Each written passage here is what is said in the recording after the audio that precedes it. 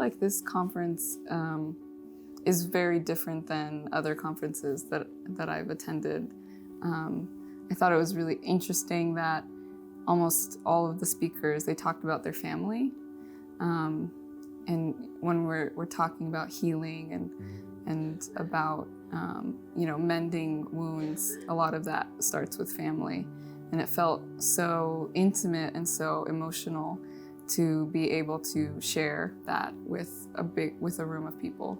And I think both in sharing and in listening to other people, we all sort of got to go through this process of healing together.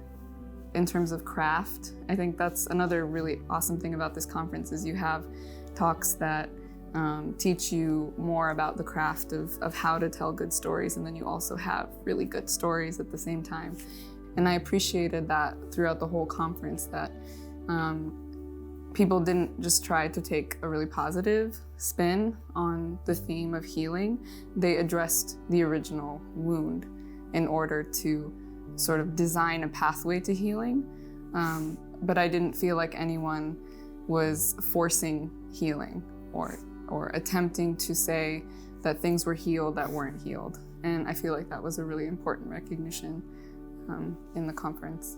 The biggest takeaway I took from this year's edition was from Patrick's talk about anger and fear and shame, but mostly anger. And I felt like it was so liberating for somebody to be standing up on a stage telling you that it's okay to be angry, because activists have this problem where they are supposed to constantly inspire joy and empowerment, but sometimes that's really exhausting. And I loved how he was telling this really truthful story about his anger.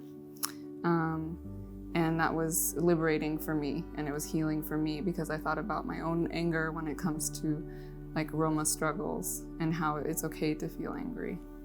I think that with a talk about like the subject like Roma in Romania, you would maybe, I didn't know how it was going to be received, and maybe it's my own shame or internalized stigma and fear that I was worried that that things wouldn't be communicated properly to the audience.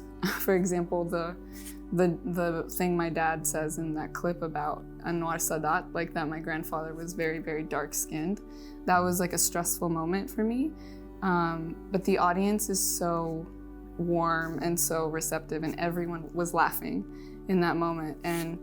And from then on, during my talk, I was like, okay, I know they're with me. They're on the same page, and that was really helpful. Like having these really warm reactions from the audience, and warm reactions afterwards as well.